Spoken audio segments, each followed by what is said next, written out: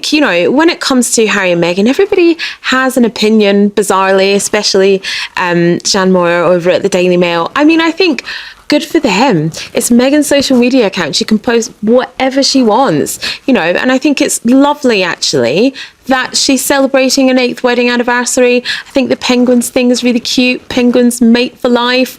Good for them. Like I said, I love, and I love that people can use social media in a positive way and, give us little updates on their life. I think good for them. And I think, we need to stop really being obsessed with the Sussexes. But of course, it's hard to stop being obsessed with them if they release an absolute slew of photographs that no one's ever seen before. So obviously they're going to get attention.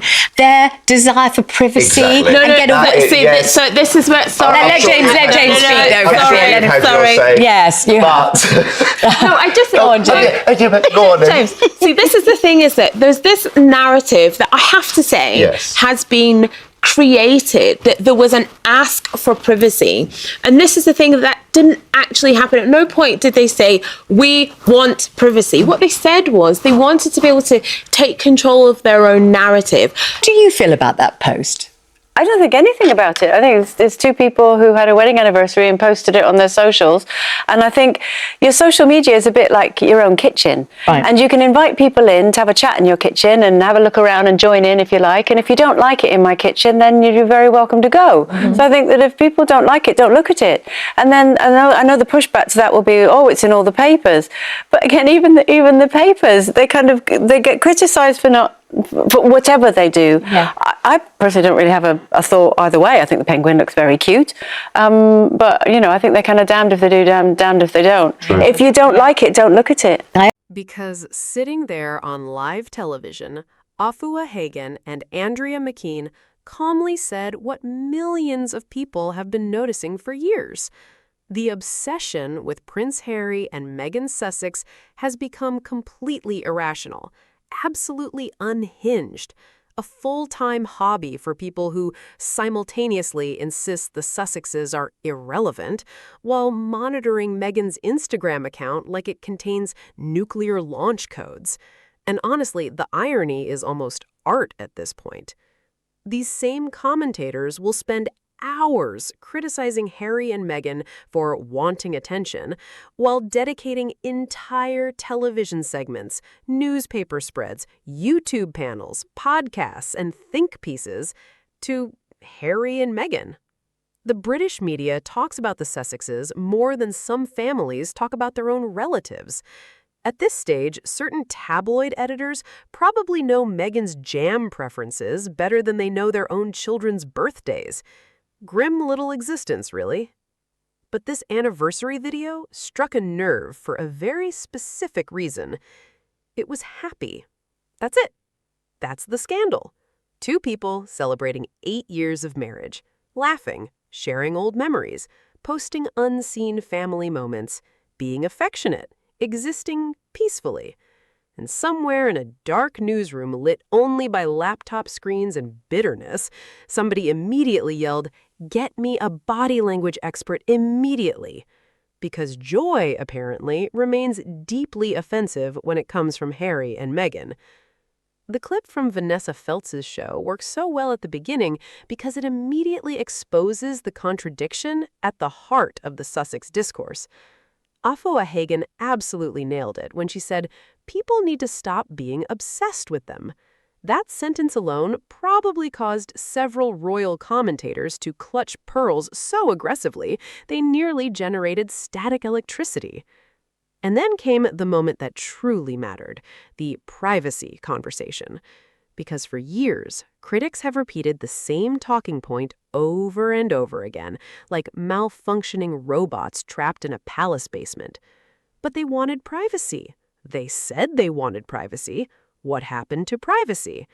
It became one of the most successful media narratives ever constructed around the Sussexes. The problem, it was never entirely true, and Afua calmly dismantled it in real time. Harry and Meghan did not say they wanted to disappear from public life forever. They said they wanted control over their own narrative and boundaries around how their lives were accessed and monetized. Those are two completely different things. There's a massive difference between we want privacy and we don't want to be relentlessly harassed, manipulated, smeared, photographed constantly, and stripped of all autonomy. But the media intentionally blurred those distinctions because confusion is profitable. Nuance does not generate rage clicks. Outrage does.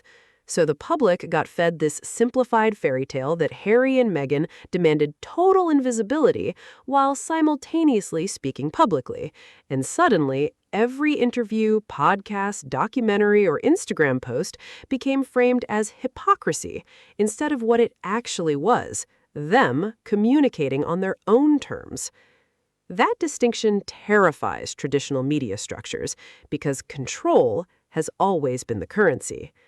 For decades, royal coverage functioned like a carefully managed ecosystem. Palisades leaked strategically, newspapers shaped narratives, certain journalists received access, certain stories were protected, certain family members were elevated, while others became sacrificial entertainment for the tabloids. It was a machine built on hierarchy and dependency. Then Harry and Meghan stepped outside the machine, and the machine never forgave them for it. Because now, Meghan can post her own anniversary montage directly to millions of people without requiring approval from newspaper editors who previously profited from controlling access to her image. Harry can speak openly in interviews instead of relying on carefully filtered palace statements written in corporate royal language that sounds like an AI generated it after reading 400 years of diplomatic memos. That independence changed everything, and you can still hear the resentment every time commentators discuss them. What makes the anniversary video especially powerful is that it feels incredibly normal. That is what unsettles people most. There is no grand performance here, no palace balcony, no ceremonial uniforms, no stiff photographs where everyone stands 2 feet apart looking emotionally taxidermied. Instead, viewers saw warmth, love, humor, real memories. And yes, the now iconic penguin costume. The penguin footage absolutely sent the internet into emotional orbit because it was ridiculous in the best possible way. Playful, silly, genuine. Penguins mate for life, which gave the clip this soft, symbolic sweetness that audiences instantly connected with. Meanwhile, certain tabloid writers reacted like forensic investigators analyzing encrypted enemy communications. What does the penguin represent? Could this be strategic messaging? Is the costume calculated? Sir, he is dressed as a penguin. Please, rest.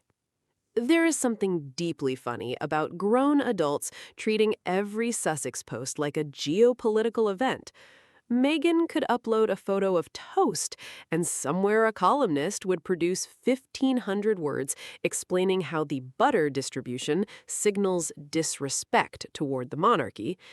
And honestly, the public is increasingly tired of it.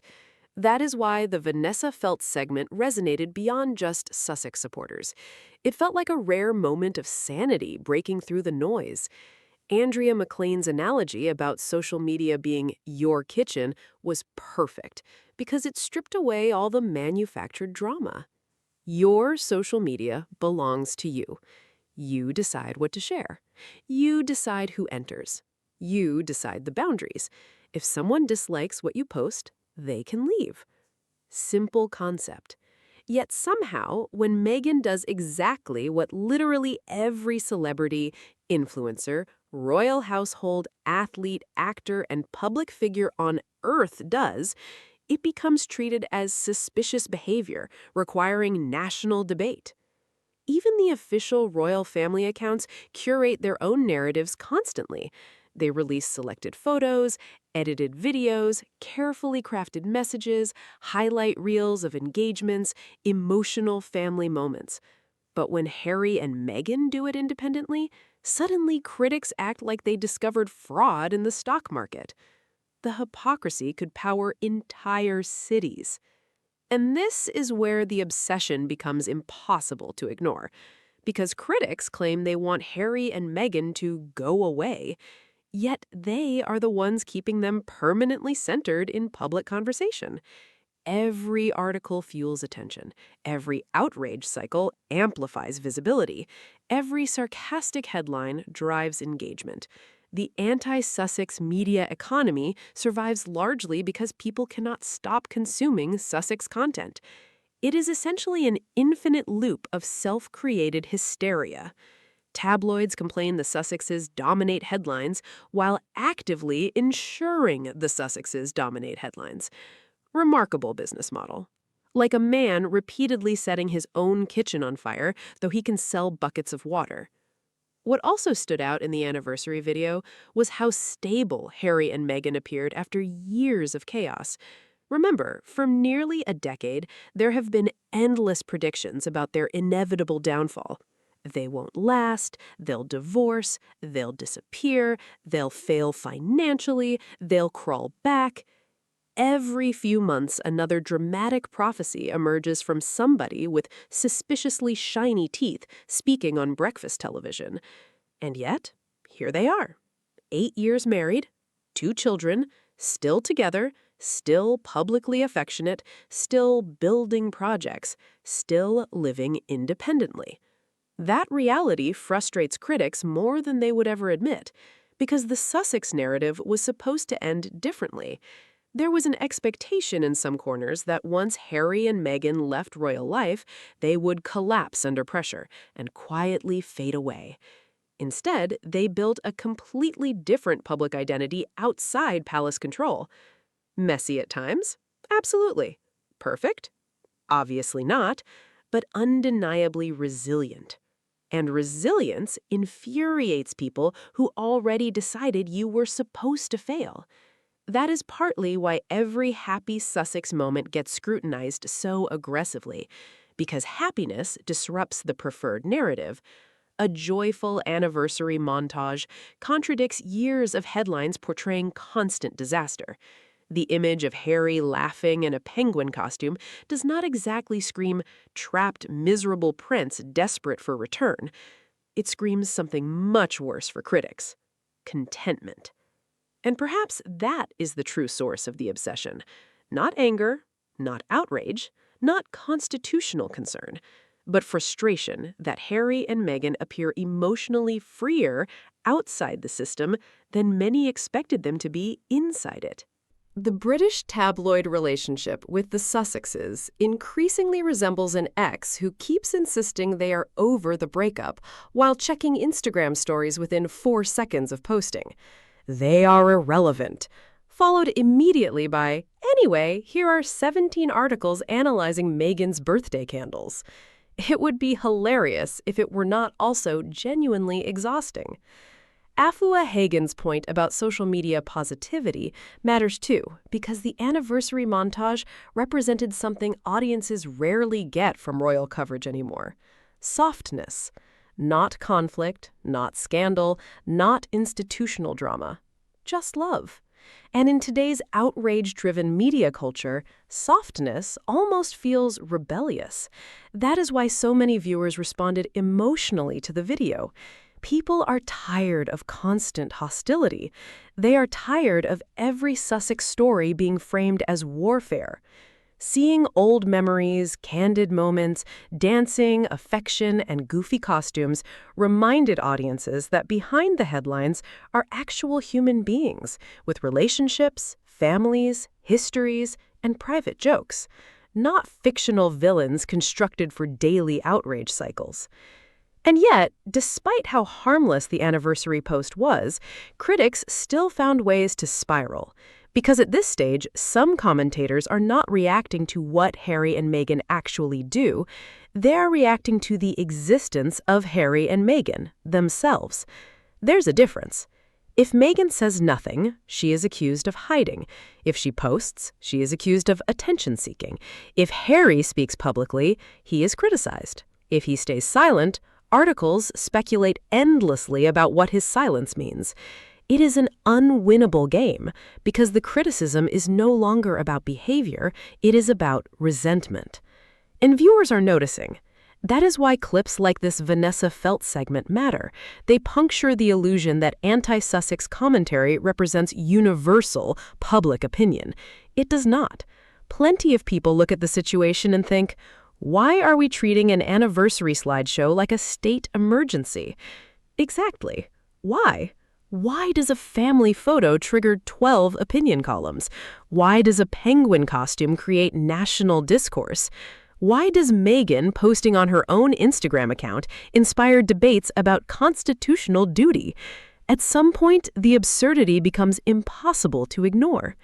And perhaps the most revealing thing about the entire conversation was how ordinary Andrea and Afua sounded while defending the Sussexes. They were not performing fan behavior. They were simply applying common sense. If you dislike someone's social media content, don't follow them. If you dislike seeing their photos, don't click the articles. If you are exhausted by hearing about them, perhaps stop producing endless coverage about them. Revolutionary ideas, apparently. But the media cannot stop because the Sussexes remain commercially valuable.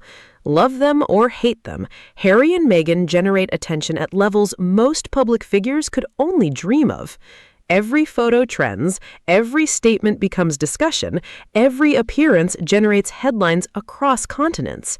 That level of relevance after leaving royal duties years ago is actually extraordinary when you think about it. And despite relentless criticism, they continue controlling more of their own narrative than ever before. That's the deeper shift happening here. The old relationship between royals, media, and public perception has fundamentally changed. Harry and Meghan helped accelerate that transformation by bypassing traditional gatekeepers and speaking to audiences themselves. The anniversary video is part of that evolution.